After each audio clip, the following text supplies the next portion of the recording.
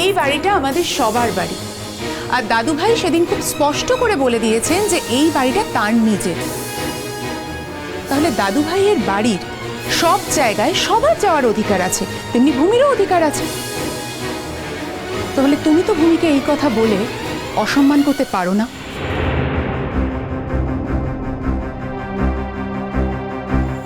আসল কথাটা শুনলে হয়তো তোমার গলার এই স্বরটা না একটু হলেও চেঞ্জ হবে। তাহলে আসল কথাটা কি শুনি? তুমি চুপ করো, আমি তোমাকে কৈফিয়ত দিতে আসিনি, বুঝেছো?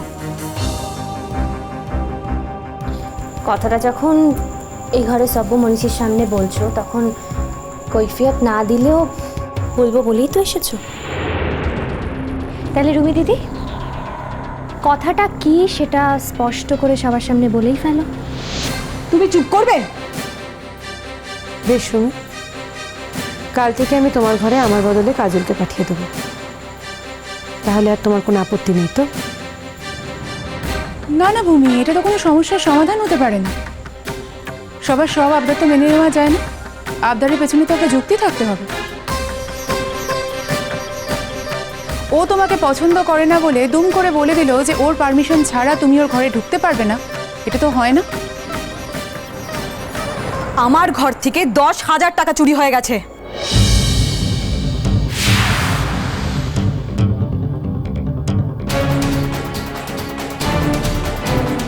কি বলছো তুমি রুমি?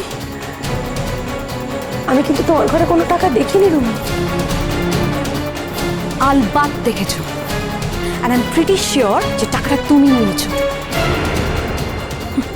তা না হলে স্নান করতে যাওয়ার আগে আমি টেবিলে টাকাটা রেখে গেলাম, আর এসে দেখি টাকাটা নেই। কেন?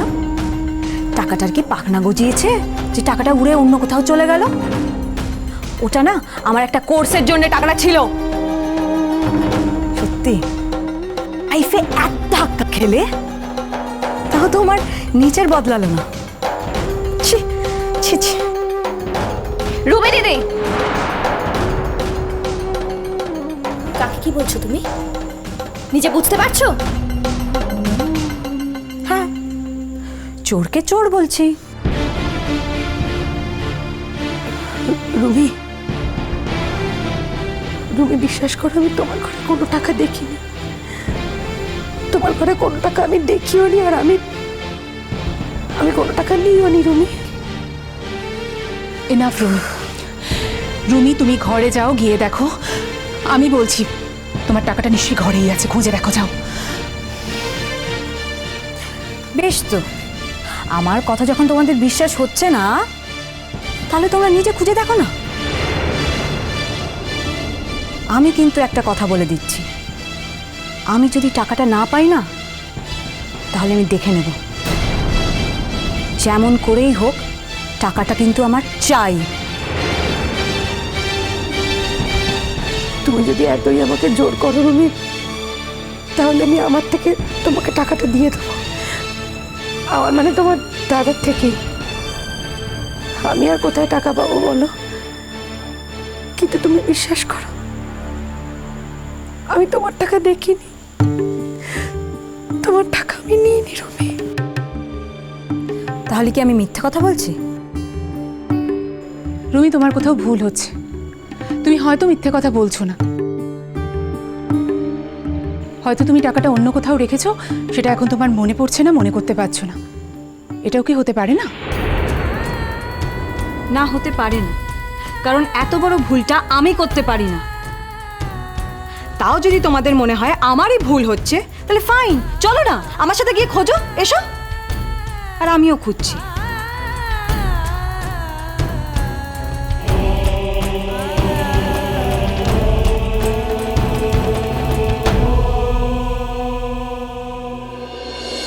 আচ্ছা রুমি, তুমি ভালো করে মনে করে দেখো তো, ব্যাংক থেকে আমার মনে হয় তুমি টাকাটা তোলোই নি। হয়তো ভেবেছিলে তুলবে, কিন্তু শেষ পর্যন্ত তোলা হয়নি। তাহলে তো আমার টাকা উইথড্র করার স্লিপটা দেখাতে হয়। দেখাবো স্লিপটা? অরুমিন্দির ভাই, শোনো শোনো, তুমি আমাদের বড় ভুল বুঝছো। হ্যাঁ, আমরা তোমাদের কোনো পরীক্ষা চাইনি কো, আমরা শুধু বলছি একটা বড় ভুল হয়ে গেছে। হ্যাঁ, তা নাহলে তোমার ঘর থেকে টাকাগুলো যাবে কোথায়? আজ তো কাজের লোক তোমার ঘরে যায়নি কো, মরতে যায়নি।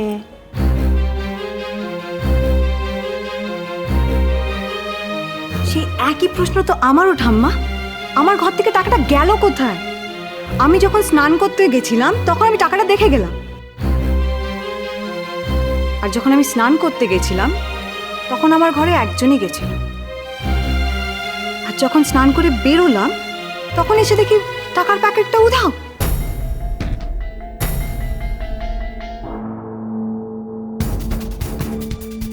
আমার তো আমার স্কলারশিপের পয়সায় পড়াশোনা চালাতে হয় না। আমার বাবার তো এত সামর্থ্য নেই যে আমার পড়াশোনা চালানোর জন্য টাকা জোগান দেবে। তাই আমার এত কষ্টের পয়সা যদি বাড়ি থেকে সরে যায় তাহলে তো আমি ছেড়ে দেব না দাদু ভাই।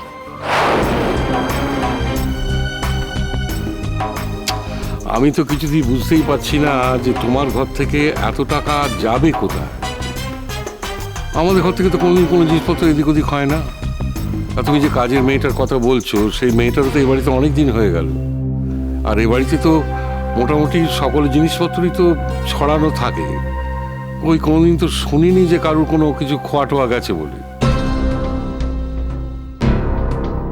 হ্যাঁ, যদি বা মেয়েটার মতিভ্রম হয়ে থাকে তা তো রুমিও ঘরে যায়নি, গেলে না কথা বুঝতুম। আর তোমার ভূমি রুমির ঘর পরিষ্কার করছে।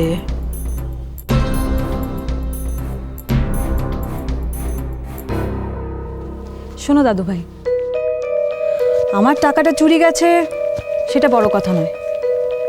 বড় কথা হচ্ছে যে এ বাড়িতে থেকেই এ বাড়ির কোনো এক মেম্বার আমার টাকাটা সরিয়ে রেখেছে।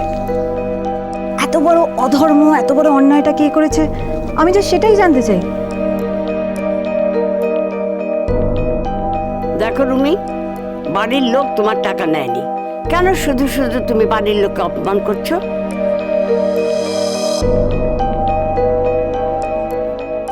আলবাত নিয়েছে সোনা ঠাম্মা, তা না হলে কি আমার টাকার হাত পা গুজিয়ে গেছে যে হেঁটে বেরিয়ে গেছে ঘর থেকে নিজে নিজে? আর আজ আমার টাকাটা হারিয়েছে বলে তোমরা এত কথা বলছো। আর যদি তোমাদের টাকাটা হারাতো তাহলে কি তোমরা ছেড়ে দিতে? আর বাড়িতে এরম হাত টানের স্বভাব কার আছে সেটা তো জানা দরকার। আজ শুধু টাকা নিচ্ছে, কাল যে বাড়ির দলিলটা নেবে না সেটার কি কোনো গ্যারান্টি আছে দাদু ভাই? তা তুমি কাকে সন্দেহ করছো বলো? এতটাই যখন বলতে পারলে তখন আর বাকিটা না বলে থাকছো কেন? বলে ফেলো। ভেরি সিম্পল দাদু ভাই, এর মধ্যে তো রাগের কিছু নেই, তাই না? আমি যখন স্নানে ঢুকেছিলাম তখন আমার ঘরে একজনই গেছিল, আর তো কেউ যায়নি। আর আমি যখন স্নান করে বেরোলাম তখন আমি টাকাটা পাইনি। এরপরেও কি আমাকে মুখ ফুটে বলতে হবে টাকাটা কে নিয়েছে?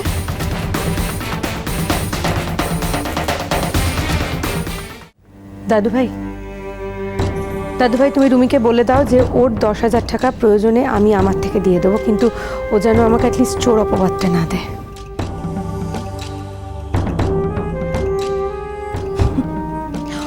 ওরকম আত্মরক্ষা সবাই করতে জানে।